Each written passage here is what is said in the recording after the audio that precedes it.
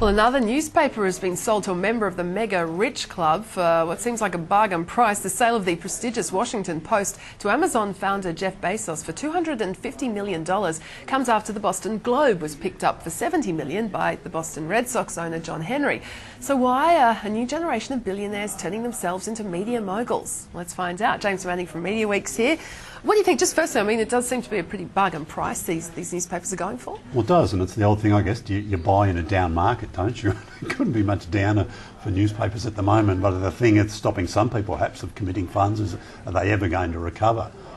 I think they might, and there's been, gee whiz, if you the smallest flicker of a sort of return to print, if you like. Some media buyers are talking about, print advertising as perhaps the worth of it has been undervalued by people flocking to online advertising. You shouldn't abandon the old media just yet. There's still a bit of life left in it, and it makes you sort of look at the valuation of the Wall Street Journal when News Corp took it over. It was something like $5 billion. Well, that's a lot of money when you look at these other transactions. Of course, there was a lot more attached to the Wall Street Journal. It was the whole Dow Jones company, so there were other exciting things, but still it was a lot of money back then.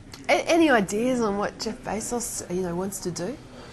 No, he hasn't talked at all this week. I don't think he'll change anything dramatically. There was an interesting chart I saw today about the Washington Post had sort of been the less successful, if you like, when it came to selling digital subscriptions compared to the top 10 US newspapers, so you'd think he'd want to sort of correct that at the very least. There's been all sorts of talk advice that he should turn off the print editions immediately, put it all onto the Kindle, which is the Amazon tablet.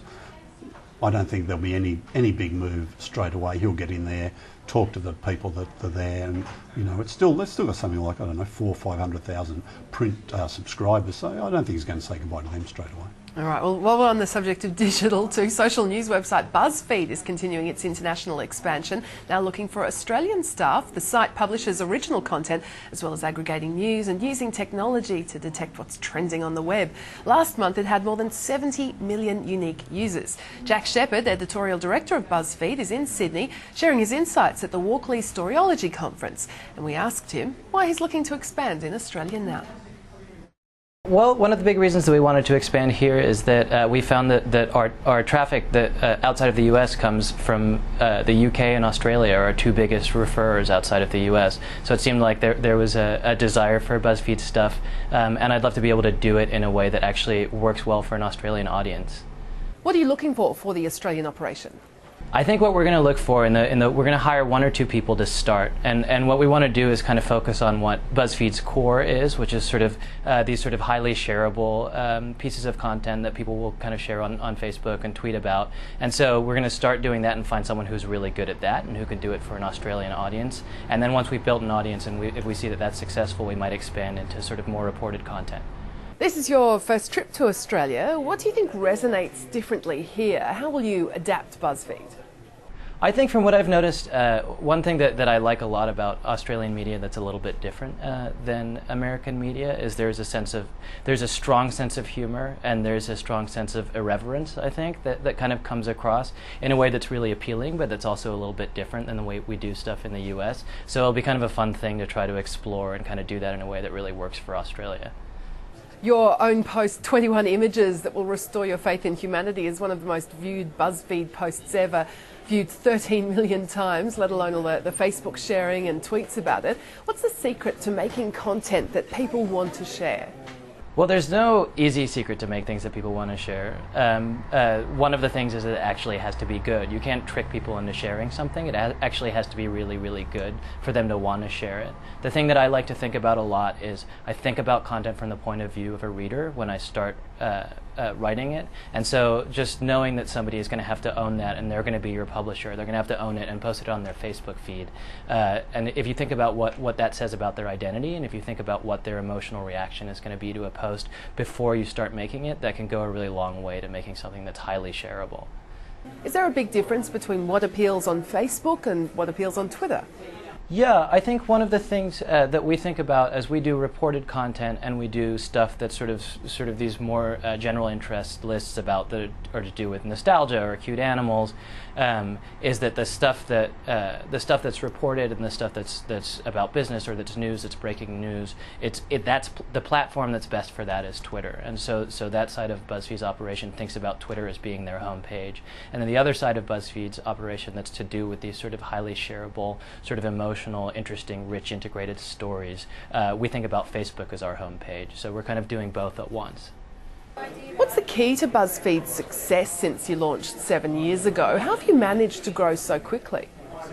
It's been kind of an amazing journey. When I started at BuzzFeed 5 years ago, we had something like 10,000 visitors a month, and now last month we had something over 70 million unique visitors. And I think the big secret to it is that we have always thought about content from the point of view of social, and we've thought about content from as something that kind of spreads over a network rather than as a broadcast model where it's one person talking to many people. We think about it as something where our readers are our publishers, and they're going to be sharing things with each other. So making things that people want to share has been hugely successful for us. BuzzFeed favours advertorial content, sponsored posts, rather than banner ads. Why? I think that banner ads are essentially dead. I mean, they may not officially be dead yet, but the check's in the mail. Nobody really wants to look at a banner that's just kind of in their face that has nothing to do with what their interests are. And you can shove things in front of people and you can get impressions that way. But I think that the future is actually in social advertising. And what we've done a little bit is trying to figure out and work with brands to figure out ways to tell the brand's stories in a way that's actually going to be shareable and that's going to be engaging and that people will not just click on but actually share with their friends because it's interesting. How easy or hard has it been to attract the digital ad dollars? There's a lot of competition out there from traditional media's websites as well.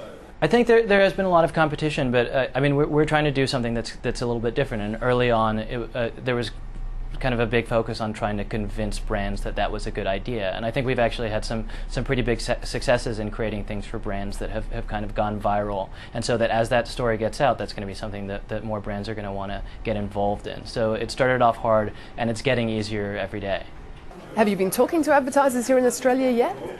We haven't talked to advertisers here in Australia. I feel like eventually down the road that will be something we'd think about. But I think what I want to do from an editorial perspective is really launch an operation first that people really respond to and that kind of tells the stories that Australians are interested in hearing and that's really good and that people can engage with and like. And then after that, we'll think about kind of expanding in other ways, including talking to advertisers. Coming up on Mediaweek, the latest TV ratings.